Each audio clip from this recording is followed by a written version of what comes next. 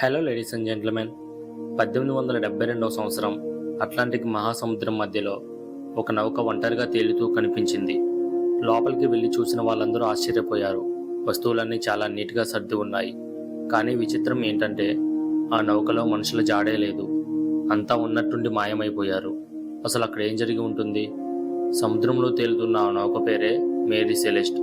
ఈరోజు మనం చరిత్రలో అత్యంత మిస్టీరియస్ కేసుల్లో ఒకటైన మేరీ సెలెస్ట్ గురించి తెలుసుకుందాం. మేరీ సెలెస్ట్ అనేది ఒక అమెరికన్ మర్చెంట్ షిప్, అంటే సరుకులు తీసుకువెళ్లే నౌక. మేరీ సెలెస్ట్ కెప్టెన్ పేరు బెంజమిన్ బ్రిగ్స్. అతనితో పాటు అతని భార్య, చిన్న కూతురు మరియు 7 క్రూ మెంబర్స్తో కలిపి మొత్తం 10 మంది ఉన్నారు. 1872 నవంబర్ 7న 1700 బ్యారెల్స్ ఆఫ్ ఆల్కహాల్తో ఈ నౌక న్యూయార్క్ నుండి ఇటలీలోని జెనోవా నగరానికి బయలుదేరింది. ప్రయాణం అంతా సక్రమంగా నార్మల్గానే మొదలైంది. కానీ డిసెంబర్ 4, 1872 డి గ్రేషియా అనే నౌకా సిబ్బందికి అట్లాంటిక్ మహాసముద్రం మధ్యలో ఒక నౌక సముద్రపు అలల మీద అస్థిరంగా కొట్టుకుపోతూ కనిపించింది. మేరీ సెలెస్ట్ని చూసిన డి గ్రేషియా నౌకా సిబ్బందికి ఏదో తప్పు జరిగిందని అర్థమైంది. నౌక సరిగ్గా నడవడం లేదు, సిగ్నల్స్కి జవాబు రావడం లేదు. డి గ్రేషియా కెప్టెన్ కొంతమంది క్రూని మేరీ సెలెస్ట్లోకి పంపాడు.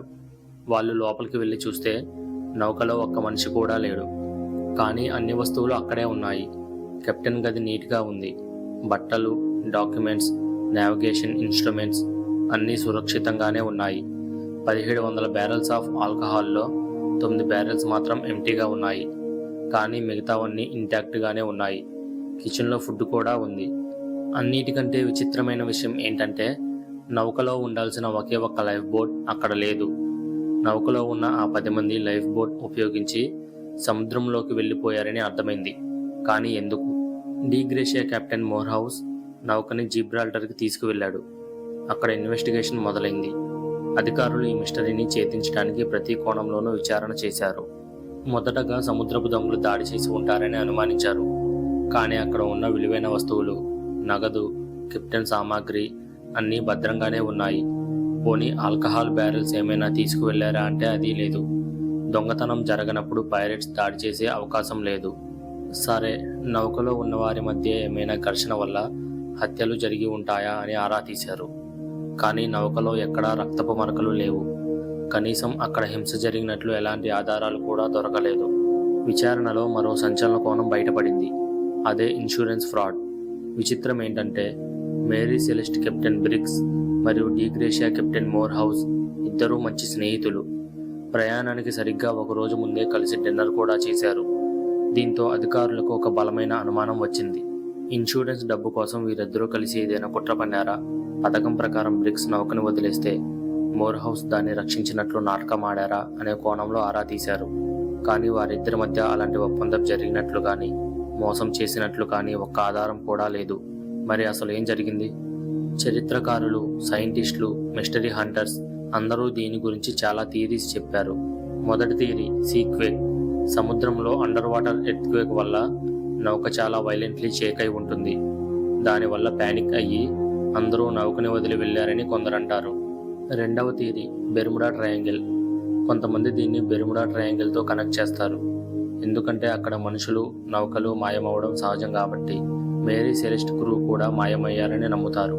కానీ మేరీ సెలెస్ట్కి బెర్ముడా ట్రయాంగిల్కి జియోగ్రాఫికల్ కనెక్షన్ పెద్దగా లేదు. కాబట్టి ఇది సైంటిఫికల్లీ ప్రూవ్ అయిన థియరీ కాదు. మూడవ థియరీ ఏలియన్ అబ్డక్షన్. వీరిని ఏలియన్స్ తీసుకెళ్లారని కొందరు నమ్ముతారు. కానీ ఇది కేవలం ఒక కల్పిత కథ మాత్రమే. దీనికి ఎలాంటి ఎవిడెన్స్ లేదు. నాలుగవ థియరీ ఆల్కహాల్ వేపర్స్. నౌకలో ఉన్న ఆల్కహాల్ లీక్ అవడం వల్ల దాని వేపర్స్ నౌక మొత్తం స్ప్రెడ్ అయి ఉంటుంది. ఎక్స్ప్లోజన్ అవుతుందని భయపడి కెప్టెన్ బ్రిగ్స్ అందరినీ లైఫ్ బోట్లోకి తీసుకువెళ్ళి టెంపరర్లీ నౌకని వదిలి కొంత దూరంలో ఆగాలని ప్లాన్ చేసి ఉంటాడు. కానీ ఆ లైఫ్ బోట్ రోప్ తెగిపోవడం వల్ల లేదా స్ట్రామ్ వల్ల వాళ్ళు సముద్రంలోకి కొట్టుకుపోయి ఉండవచ్చు. మేరీ సెలెస్ట్ నౌక తర్వాత చాలామంది హ్యాండ్స్ మారి కొంతకాలం యూజ్ చేశారు. చివరకు 1885లో ఆ నౌకని ఇన్సూరెన్స్ ఫ్రాడ్ కోసం హల్తీ దగ్గర రీఫ్ మీద ఇంటెన్షనల్లీ క్రాష్ చేశారు. అది కూడా ఫెయిల్ అయింది. కానీ కెప్టెన్ బ్రిగ్స్, అతని భార్య, చిన్న పాప మరియు 7 క్రూ మెంబర్స్ వాళ్ళు శరీరాలు ఇప్పటికీ దొరకలేదు. వాళ్ళు సముద్రంలో మునిగిపోయారా లేదా ఎక్కడైనా బతికే ఉన్నారా? 150 సంవత్సరాలు గడిచిపోయాయి. కానీ మేరీ సెలెస్ట్ మిస్టరీ ఇంకా సాల్వ్ కాలేదు. సముద్రం తన రహస్యాలని ఎప్పటికీ బయటపెట్టదు. ఆ 10 మంది లాస్ట్ మూమెంట్స్ ఎలా ఉన్నాయో, వాళ్ళు ఏం చూశారో మనకి ఎప్పటికీ తెలీదు. ఇది మేరీ సెలెస్ట్ చరిత్రలో అత్యంత మిస్టీరియస్ నౌక కథ. ఈ వీడియో నచ్చిందా? అయితే లైక్ చేయండి, సబ్స్క్రైబ్ చేయండి. మీకు ఇంకా ఏ మిస్టరీ గురించి తెలుసుకోవాలని ఉందో కామెంట్ చేయండి. మరో మిస్టీరియస్ కథతో మళ్ళీ కలుద్దాం. Signing off.